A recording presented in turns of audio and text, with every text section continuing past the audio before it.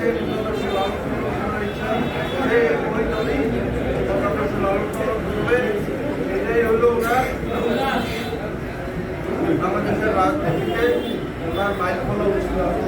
বলতে চাই চলে যাওয়ার পর এই দলের দায়িত্বভার অর্পিত হয়। আর কেউ নন, বাংলাদেশ জাতীয়তাবাদী দলের চেয়ারপারসন আমিনুল দেশনেত্রী ম্যাডামের সবকিছু কথা বলতে যেমনই লাগে আগে বলুন বলতে কারদের কাজে যায় না আমার খারাপ লাগে। এই কারণে আমি দেশনেত্রী বেগম খালেদা জিয়ার জীবনে অনেক কিছু দেখেন। ওনার সন্তান এই দুনিয়া থেকে চলে গেছেন, কিন্তু উনি দেশ চালান নাই। ওনার উন্নত চিকিৎসার জন্য উনি দেশ চালান নাই, ওনাকে দায়িত্বও দেয় নাই। এই দেশের মা মাটি মানুষের রাজনীতিক এবং সাংবিধানিক সংকট দূর করার জন্য এবং রাজনৈতিক চর্চা বহমান রাখার জন্য দেশনেত্রী বেগম খালেদা জিয়া কারোর সাথে আবেশ করেন নাই। আপনারা সবাই দেখছেন দেশনেত্রী বেগম খালেদা জিয়া ম্যাডামরে একটা ফরমাইশি রায় সেন্ট্রাল কোর্টের মাধ্যমে ম্যাডামরে একটা অন্ধকার জরাজীর্ণ এবং নেট এক্সপার্ট একটা কারাগারে নিক্ষেপ করছে। যেই কারাগারে এই দেশের ন্যূনতম একটা সাধারণ কয়েদি থাকে নাই, ওই কারাগারে সাবেক প্রধানমন্ত্রী, সাবেক সেনাপ্রধানের স্ত্রী এবং সাবেক রাষ্ট্রপতির স্ত্রী এবং একটা দলের চেয়ারপারসন, বাংলাদেশ জাতীয়তাবাদী দলের চেয়ারপারসনের মতো এত হাইপ্রোফাইল একটা ব্যক্তিকে ওই নির্জন কারাগারে নিক্ষেপ করছে। কারণ তাদের যে নীল নকশা ছিল দেশনেত্রী বেগম খালেদা জিয়া ম্যাডামরে দিলে দিলে কষ্ট দিয়ে এই দুনিয়া থেকে নিয়ে যাওয়া তাদের ওইটাই ছিল। কারণ আল্লাহ দেখেন, আল্লাহর বিধির বিধান দেখেন, দেশনেত্রী বেগম খালেদা জিয়া ম্যাডামরে এক কাপড়ে ওনার দীর্ঘ 40 বছরের স্মৃতি বাংলা ভাষা থেকে বের করে দিচ্ছে। মুস্তাফিজুর রহমান সাহেবের উপস্থিতিতে আমরা ওইখানে ইউথ কমপ্লেক্সের কাজ ক্লাস করছি, তখন এই ঘটনাটা আমরা খবর পেলাম যে শহীদ প্রেসিডেন্ট জিয়া রহমান সাহেব বিপদগামী সৈনিকের থেকে আগত সম্মানিত সভাপতি, সাধারণ সম্পাদক এবং জাতীয়তাবাদী দলের অঙ্গ সহযোগী সংগঠনের বিভিন্ন নেতৃবৃন্দ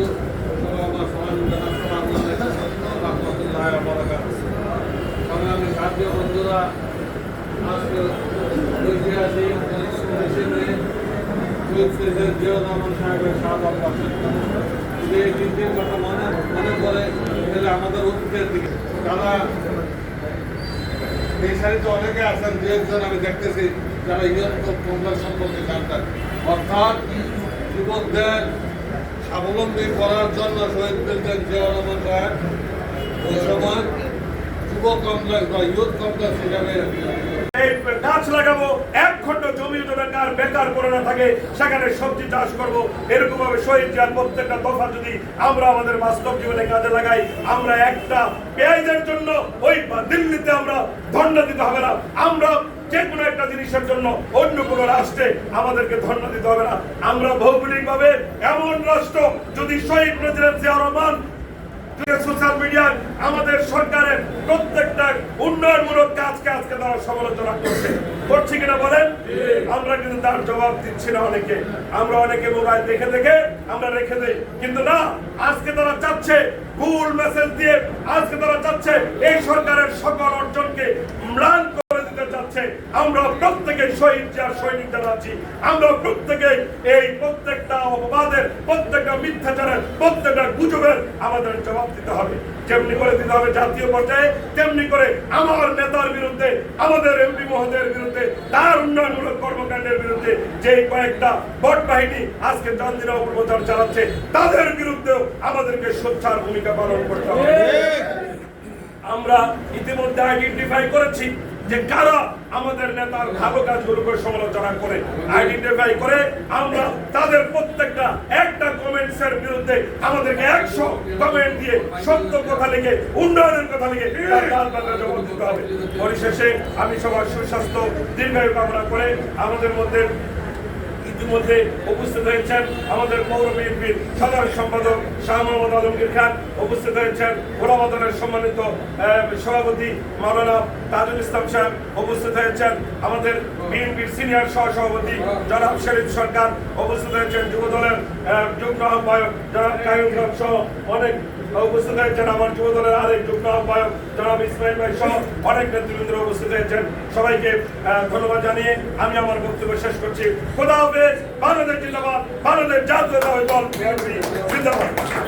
প্রিয় উপস্থিতি, এখন বক্তব্য নিয়ে আসছেন বাংলাদেশ জাতীয়তাবাদী দল চান্দিনা পৌর শাখার বিপ্লবী সাধারণ সম্পাদক জনাব শাহ মোহাম্মদ আলমগীর খান।